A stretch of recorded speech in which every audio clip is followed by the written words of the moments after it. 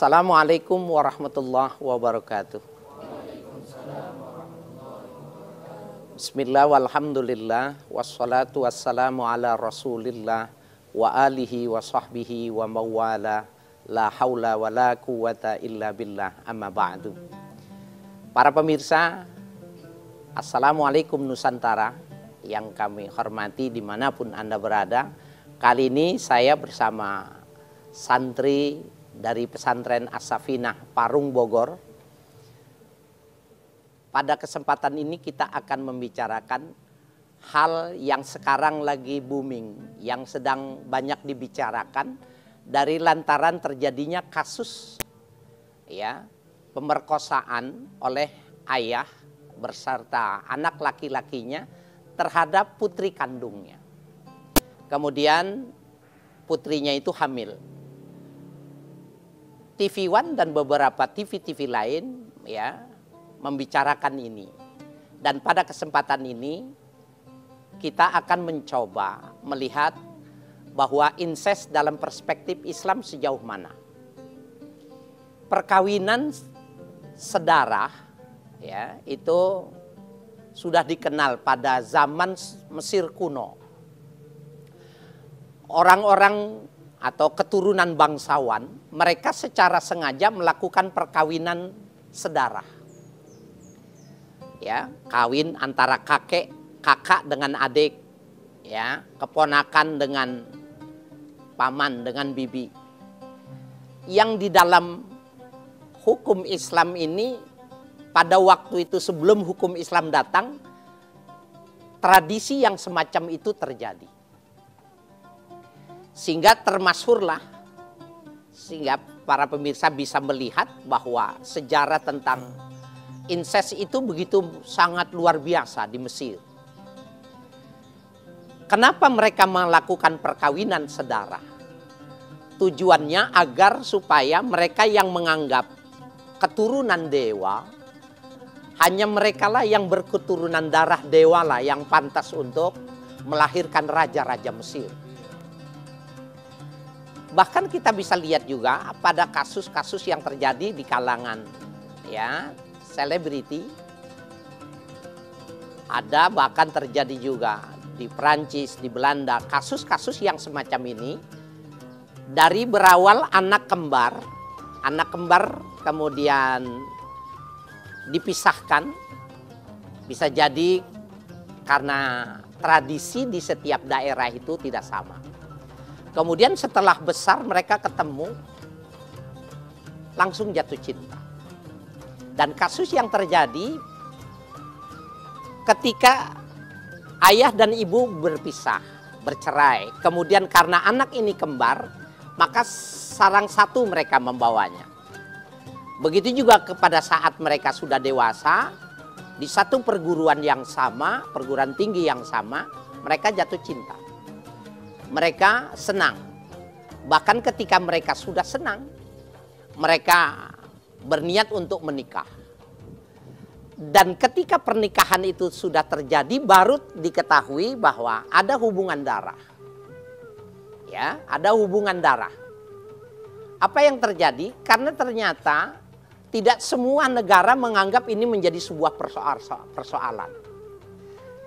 Tidak semua negara-negara menganggap ini menjadi sebuah persoalan. Maka kita bisa lihat mereka punya anak dari perkawinan sedarah ini. Nah, salah satu yang menarik dari perkawinan sedarah ini bahwa mereka sengaja melakukannya dalam rangka menjaga darah, nasab, keturunan. Dari sebuah asumsi anggapan yang begitu kuat di kalangan mereka itu bahwa tidak boleh orang yang punya keturunan dewa menikah selain daripada keturunan dewa. Kaum Arya harus menikah dengan kaum Arya. Nah, kasta-kasta di dalam Islam itu tidak dikenal. Oleh karena itu, ini akan menjadi sebuah pembicaraan yang menarik mudah-mudahan dan kita bisa mengambil hikmah. Terlebih nih pada santri-santri yang nanti kalian mengabdi di daerah, mengabdi di satu masyarakat, tidak mungkin dan tidak mustahil bahwa kasus-kasus yang terjadi semacam ini ya kemudian dipertanyakan ketika kalian menjadi seorang ustaz. Nah, di dalam hukum Islam tidak boleh perkawinan sedara. Pada catatan-catatan sejarah mencatat orang yang melakukan perkawinan sedarah itu ada efek. Di Mesir, orang yang melakukan perkawinan sedarah itu, kepala mereka itu besar di belakang, menonjol belakang. Sehingga ya, menjadi terkenal, menjadi ciri bahwa mereka itu adalah orang-orang yang punya garis lurus kepada dewa tertentu. Dan ini juga kita tidak mengerti kenapa Allah memberikan ciri, memberikan khas kepada orang-orang yang punya, ya, orang-orang yang punya penyimpangan dalam seksual, kemudian diberikan ciri, diberikan tanda. Dan subhanallah, benarlah kalau dikatakan di dalam Al-Quran, ya, ketika kita fasiru fil ard, fayanzuru kaifa akibatul mukadzibin, ya. Coba kau lihat, berangkatlah kalian, pahamilah di mana kalian bisa berada, pergilah ke suatu daerah dan lihat bagaimana akibat yang diberikan oleh Allah dari orang-orang yang tidak mau ya melakukan perintah Allah. Maka percontohannya sampai saat ini pun diabadikan di dalam relief-relief, ya, patung-patung, sejarah-sejarah yang menggambarkan penyimpangan yang dilakukan oleh mereka itu. Setelah ini kita akan lanjutkan.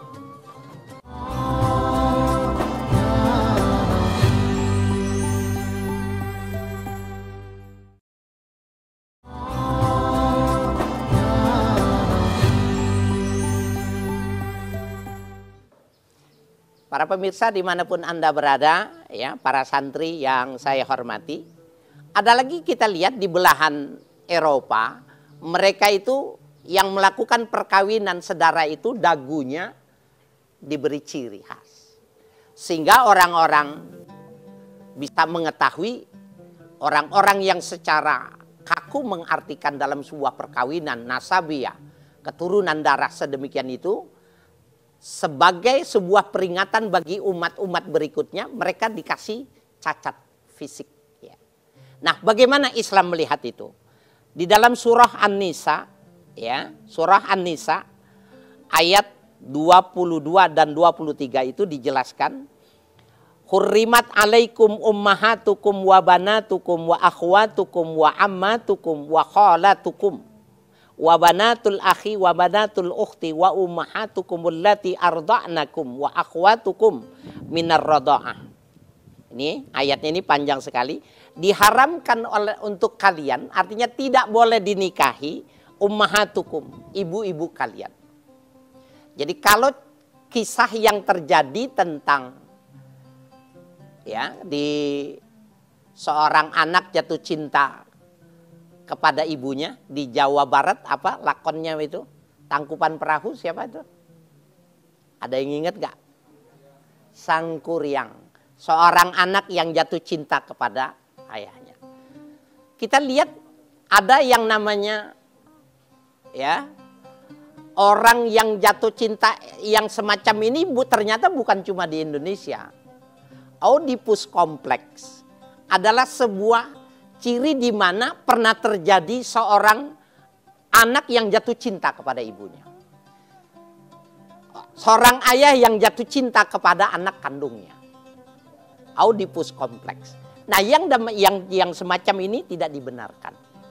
Bahkan kita bisa mengetahui ya pada di masa Romawi ketika seorang Commodus ya ketika dia memimpin menjadi seorang raja, pada saat itu dia belum senang sebagai raja dengan selir yang sekian ratus selirnya, tapi dia belum senang sebelum dia bisa berhubungan kepada adik kandungnya sendiri. Nah, ini ada sebuah fenomena yang terjadi. Nah, di dalam Islam itu dilarang. Ya, hurimat alaikum ummahatukum.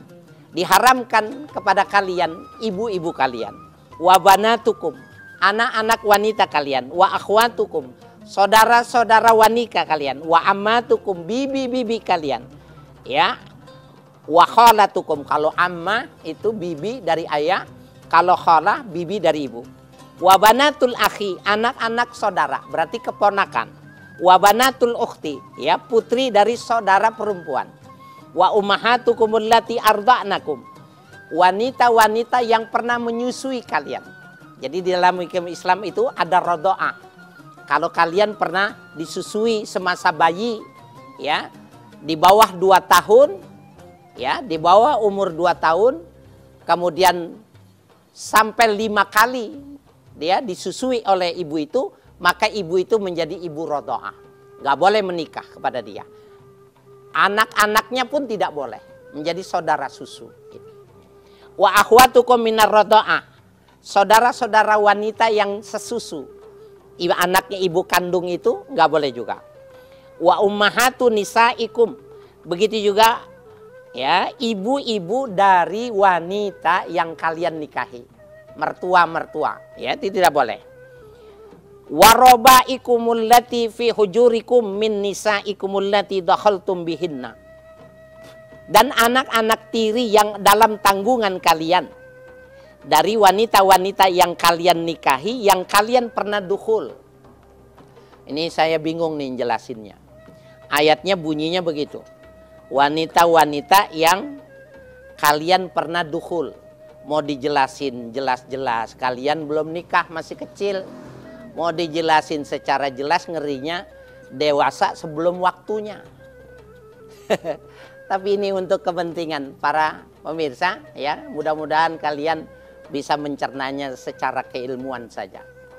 Jadi wanita-wanita apabila sudah digauli, maka anak-anak tirinya itu pun menjadi haram. Lalu timbul pertanyaannya, kalau belum dinikahi, kalau belum didukhul berarti boleh dong. Ya. Jadi gini, seandainya ada di antara kalian nanti setelah dewasa, kemudian menikah, ya, menikah kepada seorang janda, yang janda itu punya anak, maka kalau sudah hubungan, apabila sudah hubungan, maka anak itu menjadi seperti anak kandung, nggak boleh dinikahi. Jadi mafhum mukhalafahnya, apabila belum digauli, maka anak itu boleh dinikahi. Ini umpamanya begini. Waktu mau menikah, kemudian setelah menikah, ibunya karena musibah meninggal. Belum melakukan hubungan badan. Maka besok harinya boleh nikah sama anak. Karena anaknya itu tadi, anak tirinya itu tadi belum menjadi, ya, belum punya hubungan dengan kita secara hukum, itu belum ada. Tetapi apabila sudah melakukan hubungan, maka anak itu secara otomatis punya hubungan nasab. Jadi mahram kita, nggak boleh dinikah. Nah, sekarang masalahnya berkembang. Umpamanya nih, ya, ada seorang laki-laki ingin menikah, ya, ingin menikah. Ketemu dia seorang anak wanita, ya, nikah. Ternyata setelah menikah, ibunya yang janda ini ternyata lebih cantik dari anaknya, ya. Tapi belum dukhul, maka boleh tuh bilang kepada anak itu, nikahnya nggak jadi dah, ya, nikahnya nggak jadi. Bagaimana kisah selanjutnya? Kita akan lanjutkan setelah ini.